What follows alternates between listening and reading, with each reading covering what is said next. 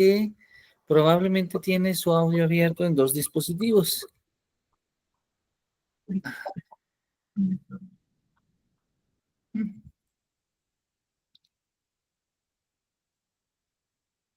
Muy bien. ¿Se escucha, doctor? Sí, ahora sí ya se escucha bien, exactamente. Ok, ya. Voy. Es que estaba desde acá. Ay, ya. Voy a comenzar. Ay, no sé, ya se trabó. Los temas que vamos a abordar el día de hoy son derecho subjetivo, libertad jurídica y derechos fundamentales en México. Primero que nada empezamos con el derecho subjetivo, que el derecho subjetivo es un conjunto de potestades, libertades y facultades jurídicas que la ley norma otorga a los individuos. Se sustenta en cualquier razón admisible en derecho, como puede ser naturaleza humana, el ordenamiento jurídico nacional, el acuerdo mutuo en el caso de los contratos, y pues es y en derecho objetivo.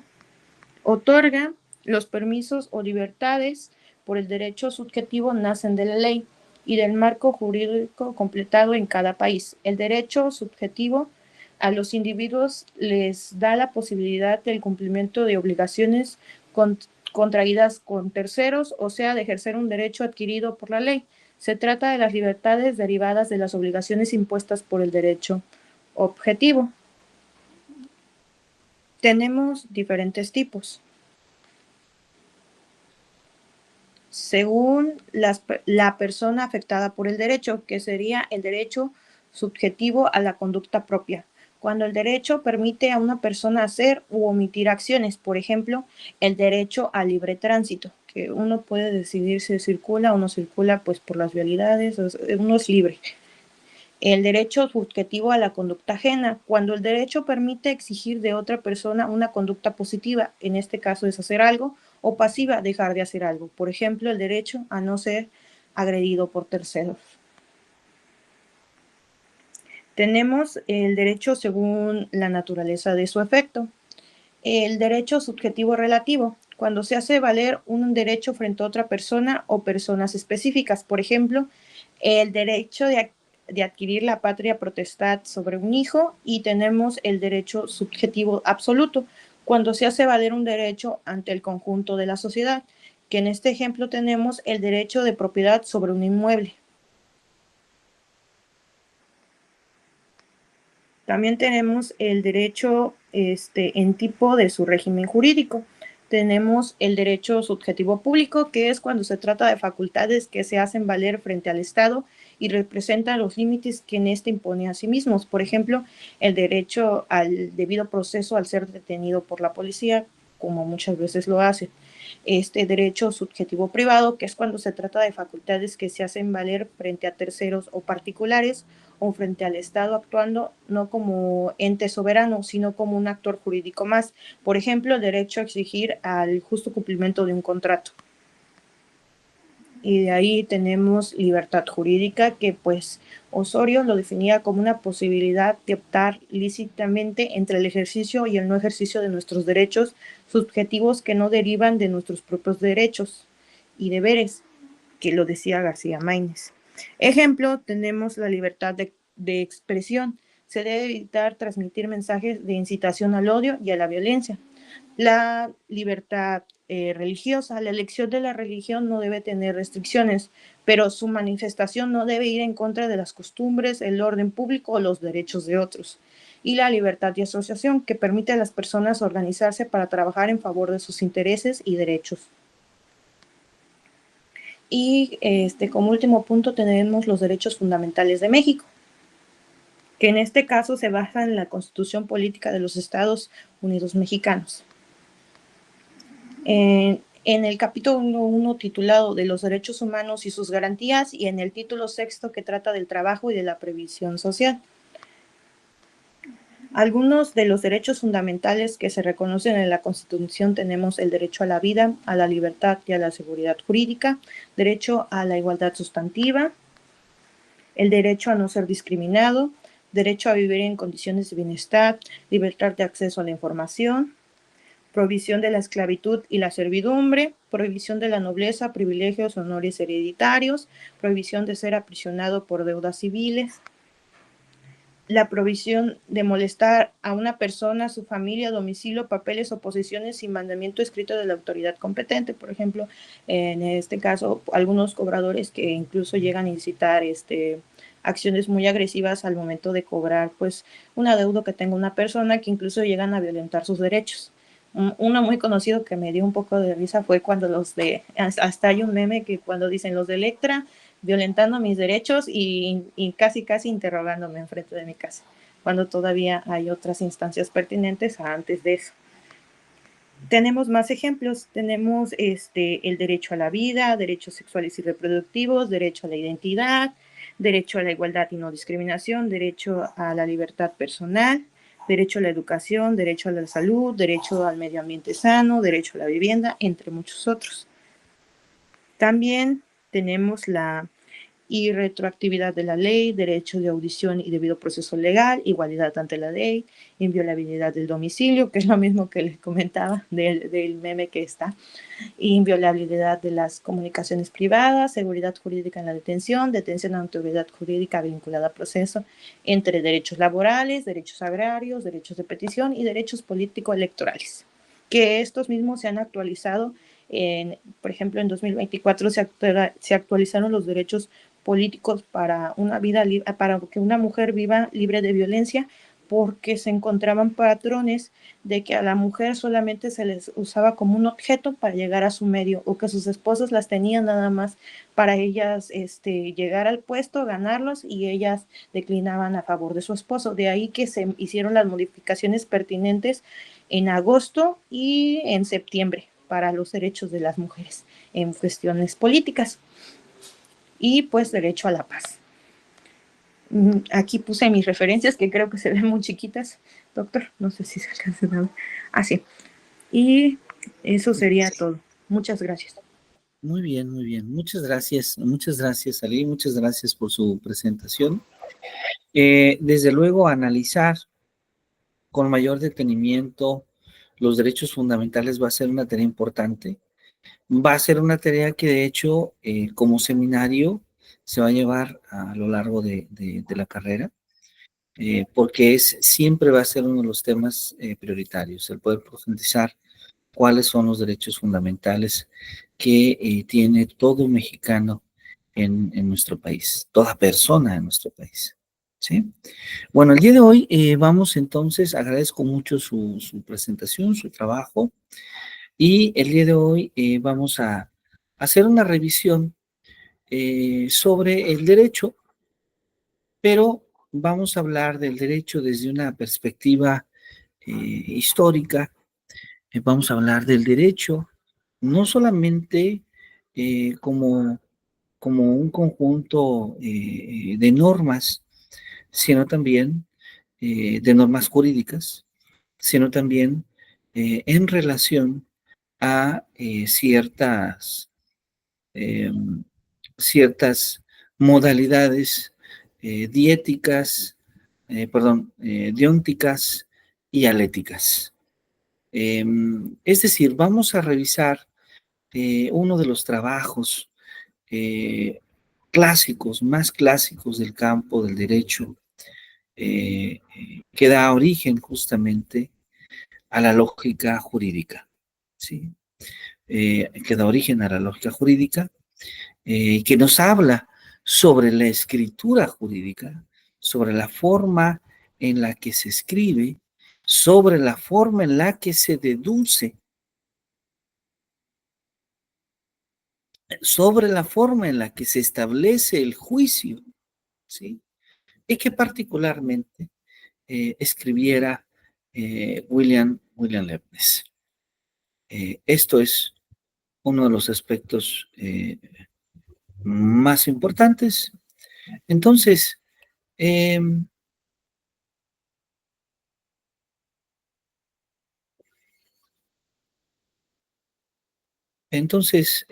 nos vamos a permitir eh, compartir con usted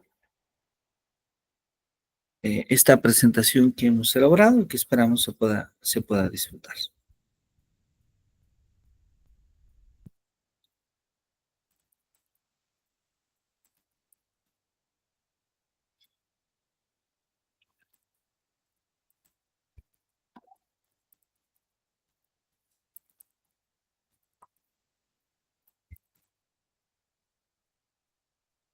Muy bien.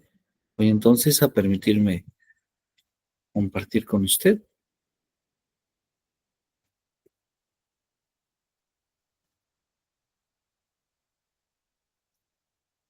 Y le agradezco mucho si puede confirmarme si ya se puede observar.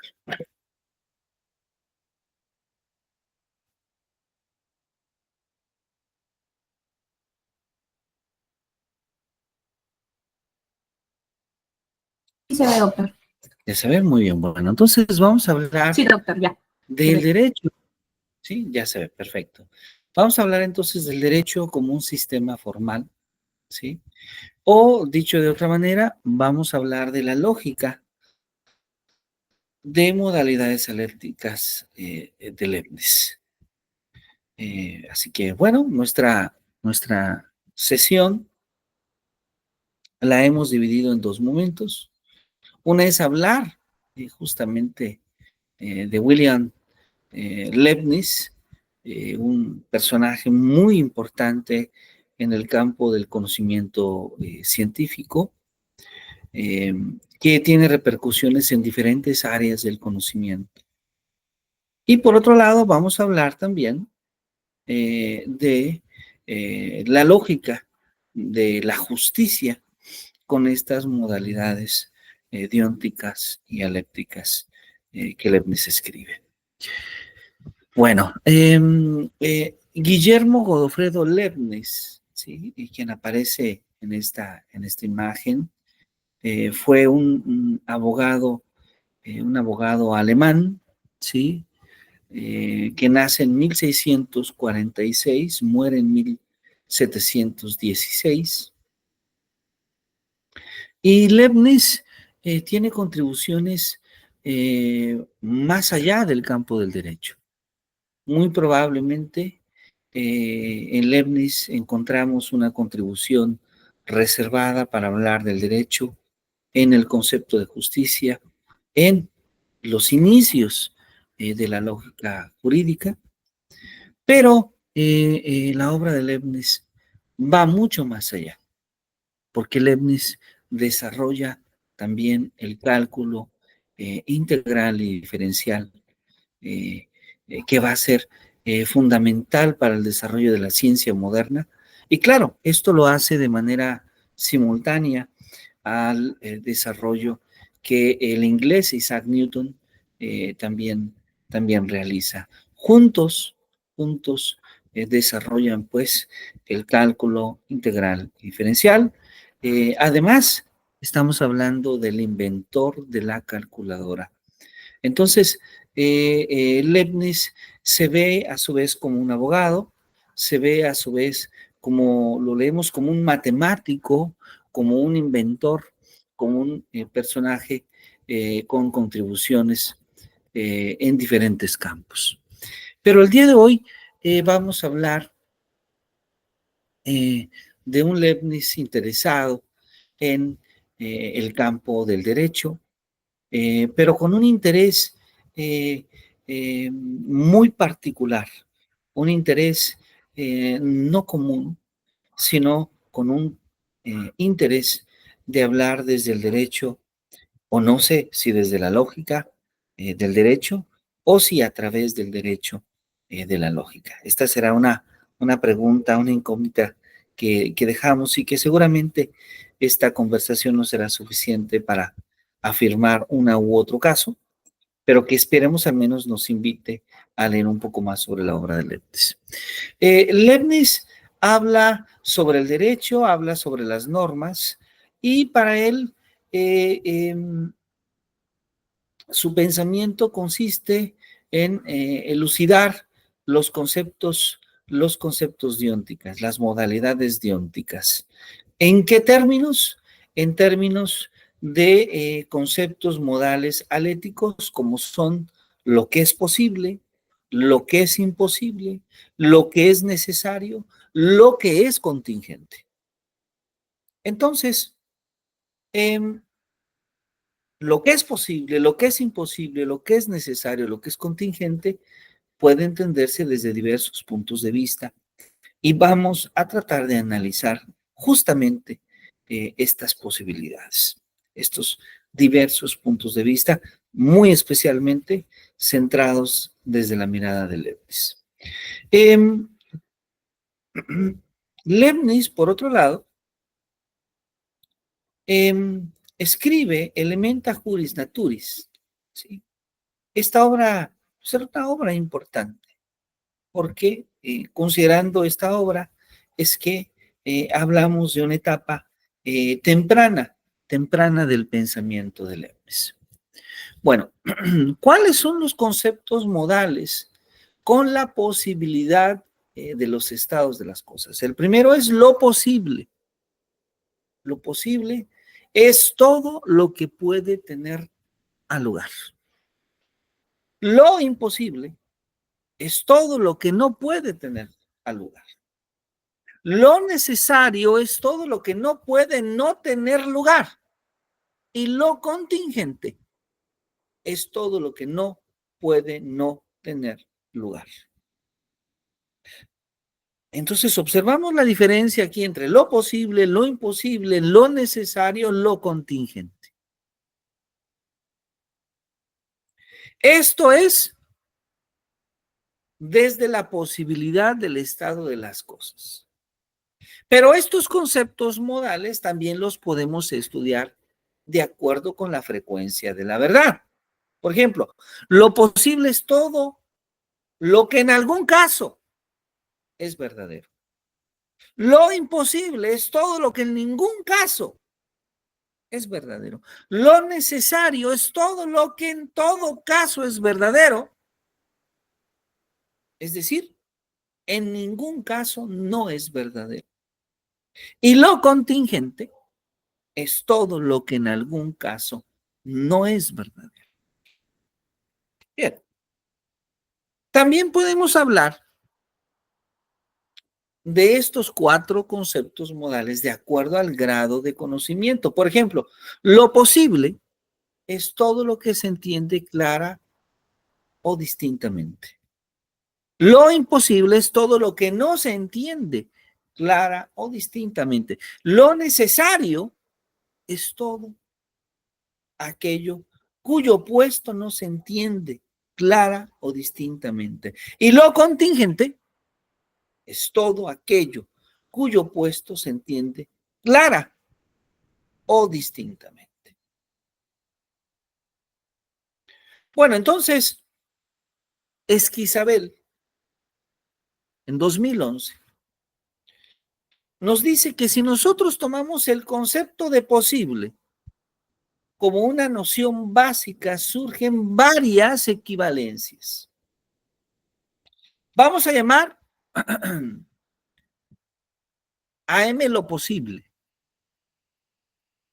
a I lo imposible, a N lo necesario y a C lo contingente.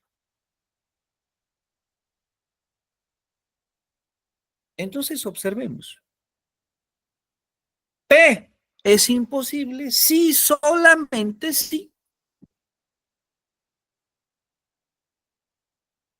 P no es posible. Esa es la primera regla que está escrita. Número 2. P es necesario si solamente sí. No es el caso que sea posible la negación de P. O no es el caso que P no se cumpla. Esto es lo que dice la segunda regla. Tercera regla. P es contingente si solamente sí.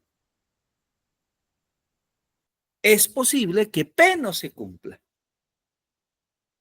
¿Ven qué bonita manera de analizar estos conceptos a través del uso de la lógica? A estos dos principios vamos a agregar uno más, ¿sí? Lo que Esquivel llama el descenso modal de lo necesario a lo posible y de lo imposible a lo contingente. P es necesaria. Si P es necesaria, entonces P, que era M, entonces P es posible. P es imposible, perdón. A ver. P es imposible, entonces P es contingente. Entonces, los conceptos modales diónticos, ¿sí? Estos conceptos que Leibniz llamó modalia juris, para diferenciarlos de modalia logicae, son modalidades aléticas.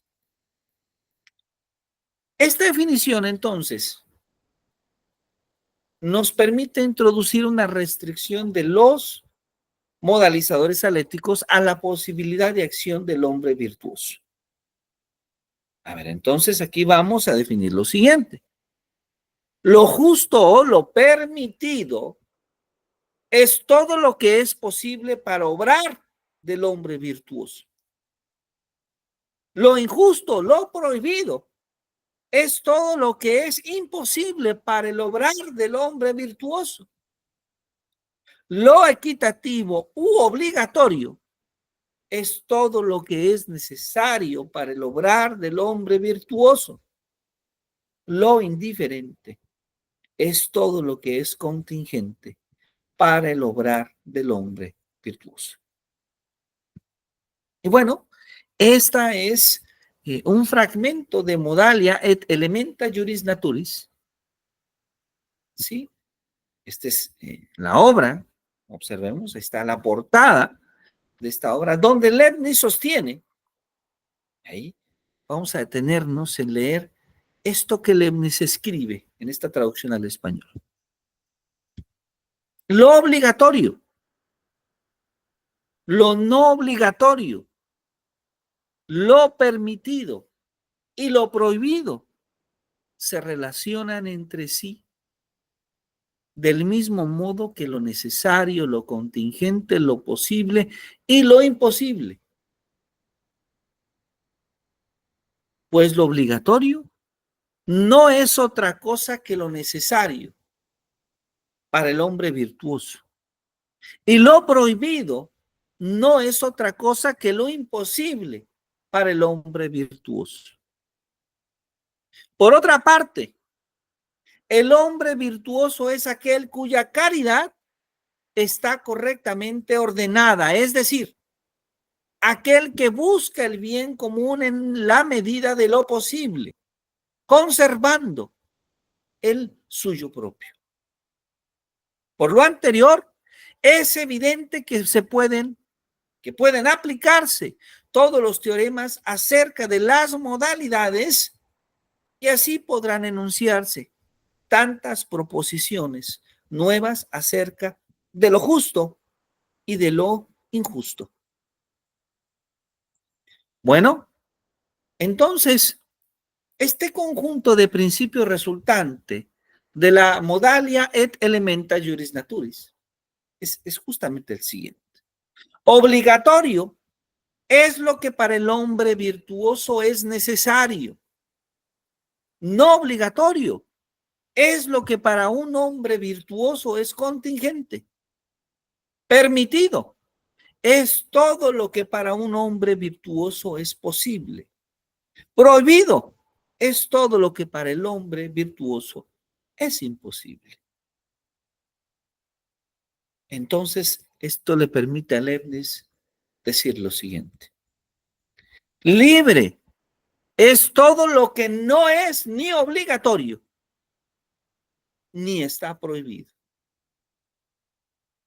Esto le permite entonces a Leibniz definir los conceptos diónticos en términos alépticos, considerando la restricción de estos términos alépticos al caso de la acción de un hombre bueno o prudente. Y aquí vamos aclarando. Sobre la acción de un hombre bueno, podemos interpretar lo siguiente. Lo necesario para el obrar del hombre bueno, como es necesario que el hombre bueno haga P, donde P es el nombre de la acción correspondiente. Y la formulación de decir hombre bueno, podemos entenderla como una versión altruista y caritativa, o bien utilitarista, que se fundamente en la maximización del beneficio y la minimización del daño o del perjuicio. En Elementa Juris Naturis, el hombre bueno o virtuoso es aquel que ama a todos. En Modalia et Elementa Juris Naturis se define como aquel que siendo caritativo busca el bien común en la medida de lo posible, conservando el propio suyo. Entonces, podemos decir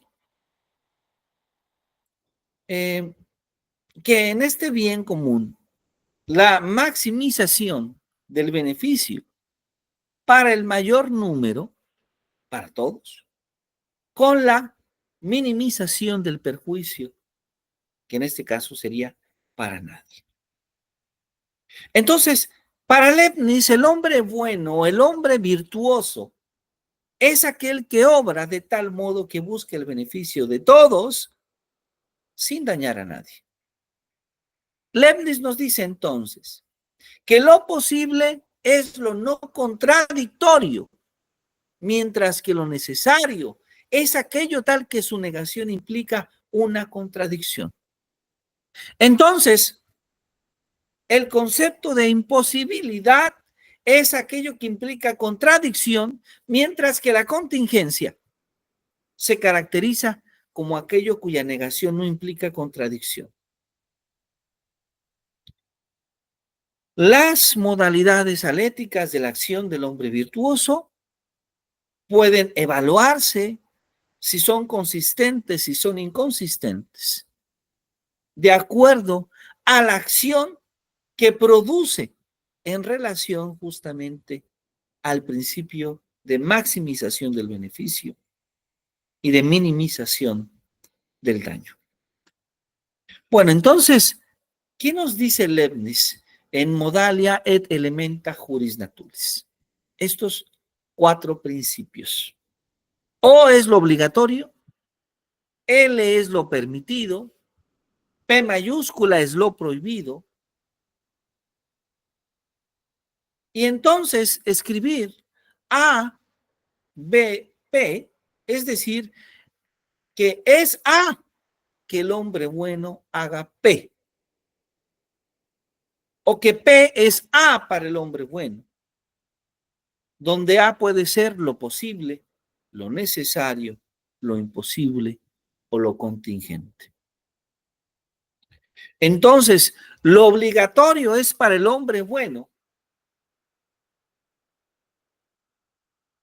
como lo necesario es para el hombre bueno. B. Lo no obligatorio, sí, solamente sí, es justamente lo contingente, ¿sí? Para el hombre bueno. Lo permitido es sí, solamente sí, sí, solamente sí, es lo posible para el hombre. Lo prohibido, sí, solamente sí, sí, sí, solamente sí, es lo imposible para el hombre bueno. Bueno, entonces de ahí nosotros podemos obtener muchísimas más reglas. ¿Sí? Observemos, por favor, la 10, la 11, la 12, la 13, la 14, ¿sí? Y después tenemos las equivalencias, 10 asterisco, 11 asterisco, 12 asterisco, 13 asterisco, 14 asterisco. Esta parte del trabajo de Esquizabel también nosotros la podemos revisar. en nuestro libro de texto de Introducción a la Lógica Jurídica y Sistemas Normativos que hemos compartido en el grupo de WhatsApp. Y bueno, incluyendo estas reglas, la regla, perdón, 10, 11, 12, 13 y 14, y sus equivalencias, 10 asterisco, 11 asterisco, 12 asterisco, 13 asterisco, 14 asterisco. Lo que tenemos justamente es que las modalidades aléticas nos permiten construir un principio de descenso moral que desde lo necesario va a lo posible y desde lo imposible va a lo contingente. De tal manera que ahora podemos construir ciertos principios que llamamos correlativos, ¿sí? De lo obligatorio a lo permitido y de lo prohibido a lo no obligatorio, ¿sí? Y esto nos permite escribir teoremas como el siguiente. Todo lo incondicionalmente necesario es necesario para el hombre virtuoso. Repito, todo lo incondicionalmente necesario es necesario para el hombre virtuoso. Todo lo obligatorio está permitido. Nada prohibido está permitido. Nada prohibido es obligatorio. Aquello cuyo opuesto está prohibido está permitido. Nada obligatorio está prohibido. Es obligatorio omitir todo lo prohibido y está prohibido todo aquello que es obligatorio. Así es lo que nos dice justamente la lógica. Todo aquello tal que está prohibido omitirlo es obligatorio y todo aquello tal que es obligatorio está prohibido omitirlo. Todo aquello tal que no es obligatorio está permitido omitirlo y todo aquello tal que está permitido omitirlo no es obligatorio. Ahora, esto que nos permite, de acuerdo a este principio número 15, ¿qué nos dice el principio 15? Todo lo incondicionalmente necesario es necesario para el hombre virtuoso. Pues esto nos lleva a que todo lo que no es obligatorio no es necesario. A que todo lo que es necesario está permitido. A que todo lo prohibido no es necesario, sino contingente.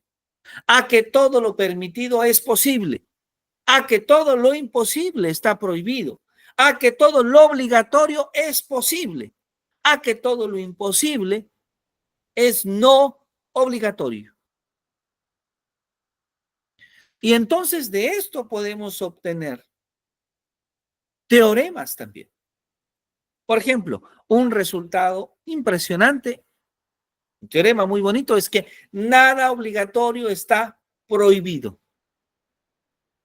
Inclusive, no solamente expresamos el teorema, sino que Leibniz puede escribir una prueba del teorema. ¿Cuáles son sus argumentos? Primero, todo lo necesario es posible y todo lo imposible es contingente. O sea, no puede pasar. Nada imposible es necesario. Por tanto, todo lo necesario para el hombre virtuoso, en cuanto a tal, es posible para el hombre virtuoso, en cuanto a tal. Y bueno, esto que acabamos de mencionar tiene una prueba desde la lógica, ¿sí? Y desde la lógica se escribe algo así. No es el objetivo de este curso analizar estas pruebas con detalle.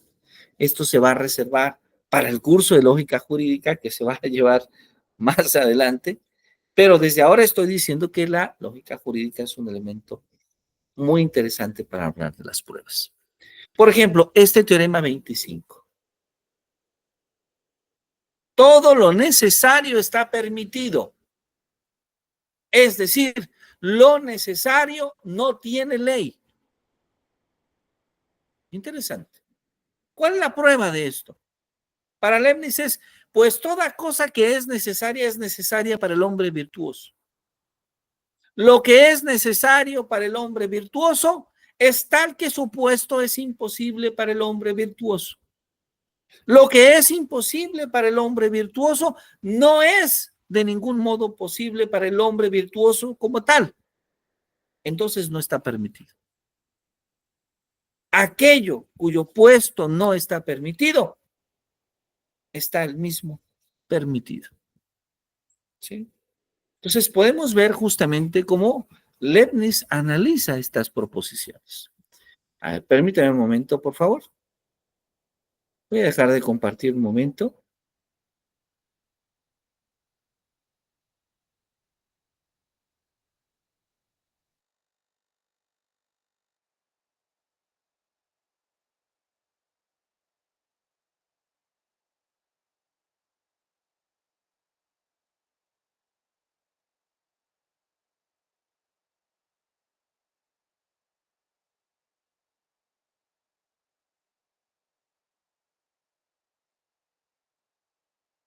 Bien, hasta aquí. Vamos a seguir analizando este extraordinario análisis que Leibniz nos regala sobre el derecho.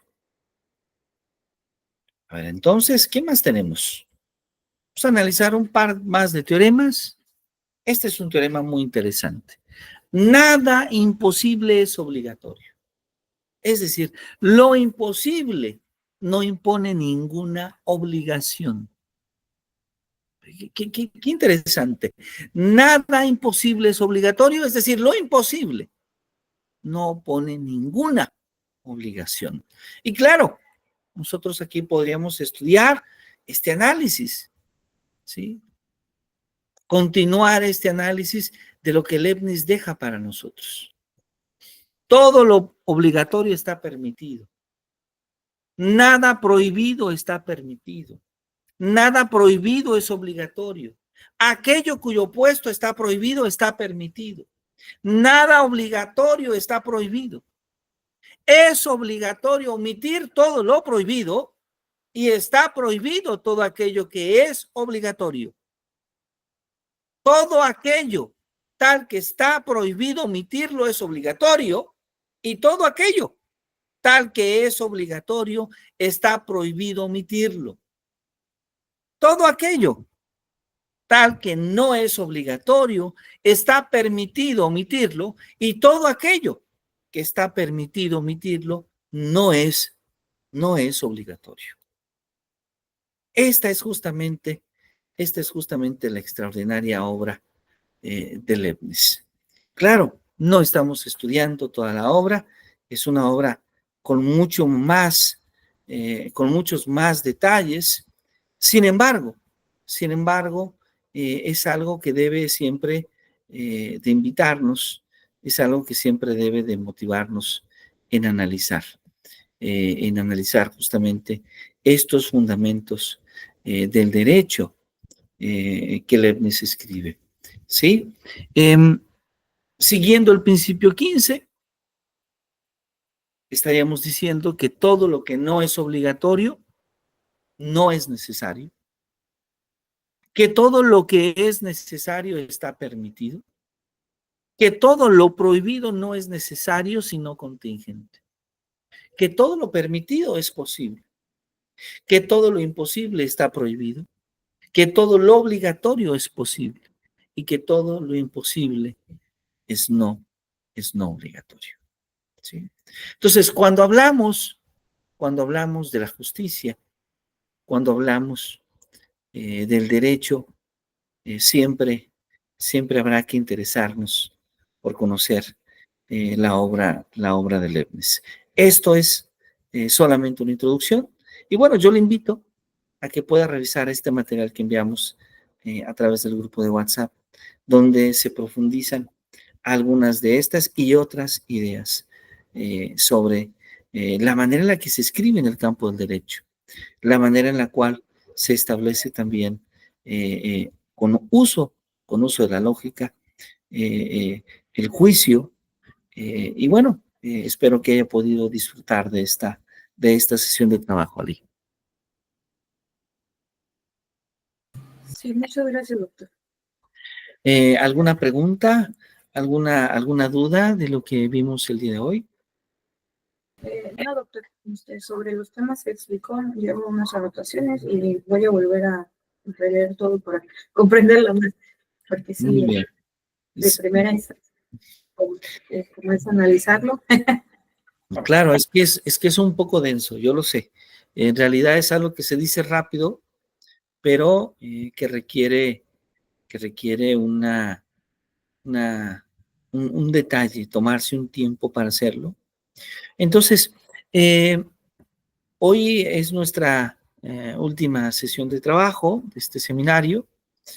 Me gustaría, si usted me permite, cerrar con este material e invitarle a que revise por completo este breve texto de introducción a la lógica jurídica y los sistemas normativos para que usted pueda hacer una reseña de este material, una reseña de 3 cuartillas, donde usted puede identificar cuáles son los puntos más importantes que usted identifica en este material y que puedan ser, desde luego, de utilidad para su formación como abogada.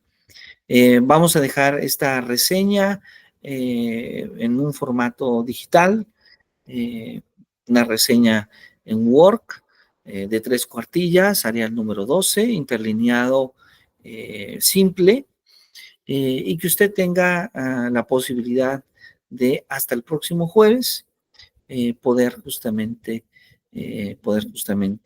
subir este material al mismo grupo al mismo grupo de WhatsApp de la clase, donde pueda usted ahí justamente subir su reseña, su análisis. ¿Está usted de acuerdo con esta actividad? Sí, doctor. Es introducción a la lógica jurídica y sistemas normativos en el que usted... Correcto, exactamente. Okay, claro. Y vamos a elaborar una reseña. Vamos a tratar de identificar, leer el texto, identificar lo que para usted tiene mayor relevancia, mayor interés en el texto. Y bueno, yo deseo que a través de esa lectura pueda interesarse en este nuevo campo del derecho. Este campo del derecho que no nace necesariamente con Leibniz, nace con Aristóteles, justamente, desde la época griega. Aristóteles va a sentar las bases, por un lado, para la lógica clásica, pero también por otro lado, para este tipo de lógica que llamamos hoy en día la lógica deóntica. El texto que usted podrá revisar es un texto que tiene un discurso que se construye, por un lado, desde la lógica, pero que tiene una repercusión importante en la mirada que desde la lógica podemos hacer sobre el derecho, ¿sí? Y que esto forma parte de un campo del derecho o de un campo de la lógica, que es la lógica jurídica, o que en algunos casos le llamamos la filosofía analítica del derecho, ¿sí? Así que bueno, pues agradezco muchísimo que nos haya acompañado. Deseo que haya podido disfrutar de esta sesión de clase y le deseo mucho éxito en los siguientes seminarios con los que seguramente va a estar trabajando con otros colegas. Muchas gracias por su atención. Muchas gracias, doctor. Nada más para una última pregunta en base a la tarea, perdón. Es que estaba escribiendo mientras usted hablaba. Sería Claro. Sobre todo el texto, las 53 páginas, ¿verdad? Exactamente, sobre las 53 páginas. Exactamente. De esas 53 páginas hay que escribir